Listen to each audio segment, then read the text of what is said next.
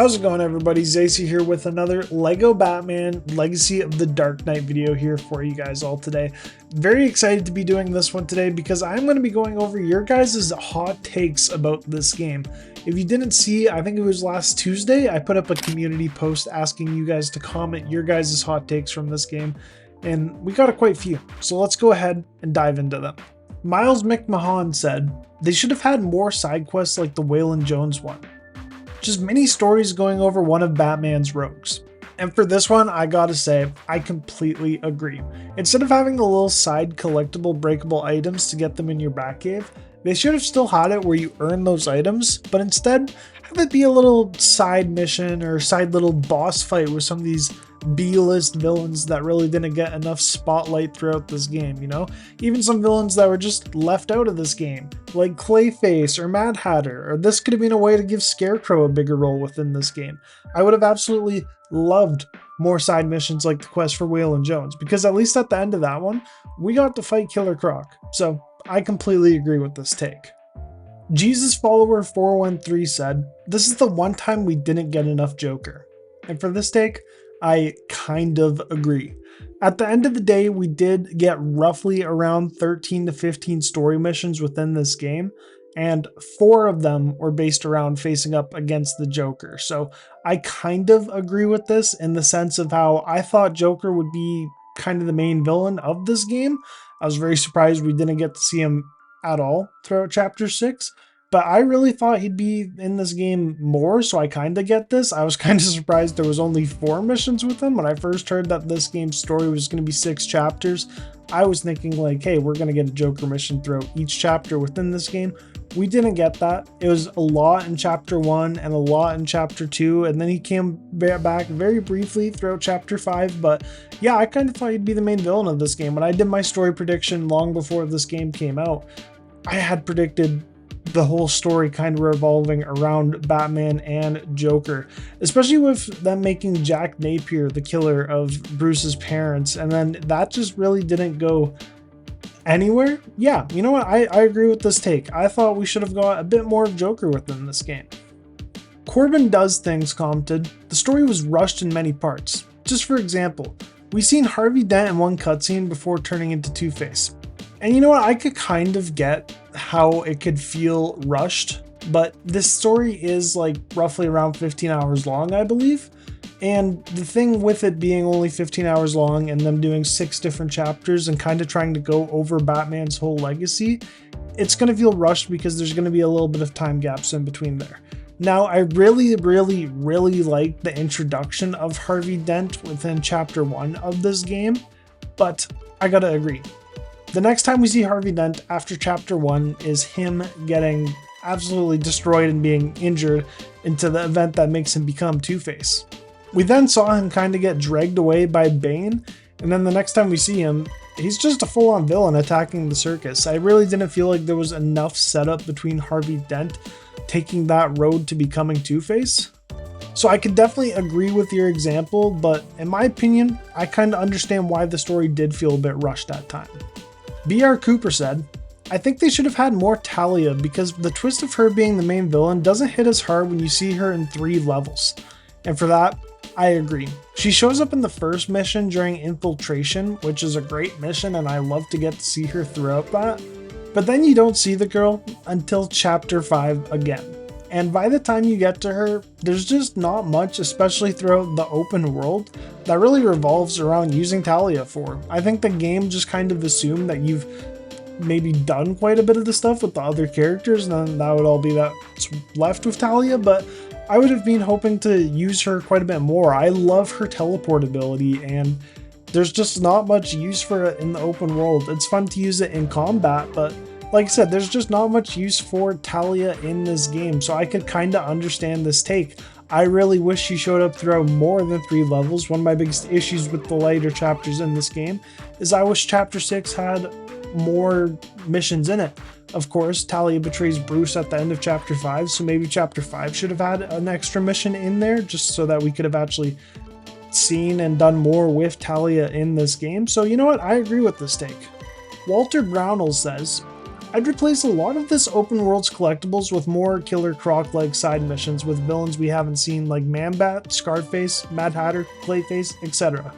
Also disappointed Scarecrow wasn't the main villain of his own chapter, but other than that, it was fire. Now, I completely agree with you about the Scarecrow thing. One of my most recent videos was actually a video talking about how I felt a little bit underwhelmed about Scarecrow within this game. And as I said earlier in the video, going back to like how other villains should have had more side content, I think what you just described is great. We actually got to see villains like Man-Bat and Scarface throughout little billboards in the background, and we even had a Mad Hatter collectible, so I would have loved to be able to face them throughout this game, and I was very surprised to see nothing Clayface regarded. Dr. Sabretooth 3025 said, I get that the game is LEGO Batman, but I would really like to pair any duo of characters I like in the open world. I was surprised to discover this was something you couldn't do after beating the story. It's so damn tedious to do a puzzle as one character, only to have to open up the character swap menu just to do a small part of the puzzle, only to switch back, all while the second player NPC just idly standing around as Batman.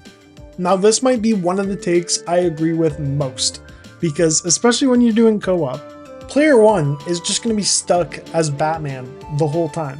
And I love that because most of the time I'm Player 1 and I love Batman. But sometimes I want to get in a bit more on a lot of these puzzles because Batman isn't required for a whole lot of these puzzles, surprisingly. So this take, I completely agree with. Bander Edits S8P said, Infiltration is a top 5 mission. Good puzzles, good boss fight, great design, prove me wrong. Well, you know what? I'm going to do my best to prove you wrong. And my way of doing that is to just link this video that I made about the top 10 missions in this game. Granted, that was my personal list, but Infiltration actually didn't make my top 10 missions in this game. I gotta say, I love the boss fight, but sometimes I just felt like the mission could just kind of drag on, especially throughout the boss fight part of the mission. However, it is a great mission to be able to just start off this game and learn how to play it, so I'll give it that. Absolute Batman 2024 said, I love how the game took huge moments from Batman's movies and dabbled into some animated series stuff and Arkham stuff, but I feel it lacked big iconic moments from the comics. I kind of agree with this take. There was some stuff brought from the comics, but I could also see exactly where you're coming from with this take. I kind of thought the Court of Owls were going to play even just a slight part in this game. It would have been awesome to face them during Chapter 5, seeing them kind of freaking out to the League of Shadows showing up in Gotham. I would really love to see just something more comic book related within this game. However, your name is Absolute Batman, and I gotta point out, one of the things I loved most about this game was that they tied the side quest of zoo animals to unlocking the Absolute Batman suit. Granted, that's all it really does to tie it into the comics within the zoo animal part because Absolute Batman is tied to the zoo, but I can see what you mean. This is a valid take. William Anderson said, the character roster should have only been 6. Delete Talia. Then Robin and Nightwing could be more different and fleshed out from each other. See, I kind of agree with this, but here's where some of the issues start to show. Since there was no second Robin within this game, there's no reason as to why Nightwing shouldn't be able to do everything that Robin does do. I know it sucks Robin isn't really too valuable in the open world once you unlock Nightwing, but it makes sense why Nightwing could do everything Robin could do. He's an older, more experienced version of him. However, though, if they went with the second Robin, perhaps if they went with a Damian Wayne Robin, someone who grew up with the League of Shadows and is Talia's son, maybe he could have filled the role of Talia and still would have been Robin, and it would give you a good reason as to why Robin could play a part within the story and puzzles in this game. I don't know, just my thought, but I kind of get what you're saying. And very fittingly, the next commenter actually is from Aaron Wellspring, and they said, Talia should have shown up with Damian. That way, we have a story reason why we can still use Robin. That completely adds to what I just said. Especially with the fact if you don't want to use Talia in this game because she's just kind of a surprise character at the end, why not just have Damian Wayne Robin in there? I completely agree with this take. Now, I'm going to be honest, I'm really not sure how I pronounce this name, so I'm so sorry, but that's the account name. They said, my hot take is that Batman is the least fun to play out of the playable characters. That is a burning hot take. When I'm talking about hot takes, I wanted to see some hot takes like that I don't think much other people would think, and that is what I'm looking for. However, I disagree with that hot take. This is a Batman game at its core, and I do all my traversal as Batman. When I want to use a Batmobile, or my bad, that proves my point. When I want to use a vehicle, I play as Batman so I could use a Batmobile or I could use the Tumbler bike. Batman is just the best playable character in this game, in my opinion. He has the best combat and he's just so fun. I understand though, if you're looking at puzzle wise though, Batman is kind of hindered back and doesn't do as much as other characters in puzzles, so I could kind of understand your take, but I don't think he is the least fun to play as though. Beastboy14 said, more characters. This is the LEGO game with the smallest character roster. And to that, I disagree, but I can understand why people are coming from that. The LEGO games in the past have just had such huge character rosters, whereas this LEGO game has a very tiny one. But I really like the way that they fleshed out these characters more, and they gave them more reason to be within the game story-wise, and they gave them so much more different mechanics that we've seen throughout past LEGO games, because in a lot of the past LEGO games, 50% of the characters all do the same things. But I understand this roster could have been a bit bigger, maybe like 15 to 20. That would have been nice, but I get where you're coming from. At least we're getting Joker and Harley in September though, so I kind of agree with this take.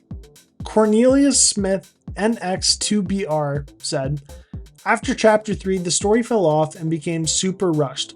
Not really a hot take, just facts. You know, I kind of understand where you're coming through here, because a lot of the missions after chapter 3, there's like 2 full-length missions in chapter 4. Chapter 5, there's the car chase mission and the Arkham Asylum mission, but none of those missions even have like any collectibles within them, so I actually get that. And then chapter 6 is just one mission, and while it actually has collectibles in it, that chapter is just one mission. Whereas chapter 3, you got the circus mission, you got the Kite Man mission, and you got the Big Poison Ivy mission at the end. All of those have collectibles throughout them, that being the breakable items for the Batcave, red bricks, and the chests. And then chapter 1 and chapter 2 are just filled with missions. So you know what? I understand what you're saying. The last 3 chapters are way shorter and they can feel rushed. But I don't think the story fully fell off. I liked what they set up. Mr. Snowman 1678 said, the final Riddler and Cluemaster room is way harder than any in the Arkham series. Like, what the actual hell were the devs smoking? Almost had a mental breakdown. Why do some of the directions have random multipliers and the game doesn't tell you? Well, I don't fully understand the last part there. It has random multipliers if you just look at the piece before you place it on the thing. But I will say I do understand how the last challenge room is the most confusing, because they kind of mix the elements of looking in the mirror and trying to match the mirror from the Riddler ones to the Cluemaster ones with the robots. So I understand why it could be confusing, but I don't think it was all too challenging once you got it all figured out. But I do like your take about how it is a bit tougher than the Arkham series and stuff, because once you get all the Riddler trophies in the Arkham series, you basically just go there and beat up Riddler. So I do think this was a better take on that. Ryfry B4I said bad side missions. I don't know if I'd say the side missions were bad. I loved the Waylon Jones one.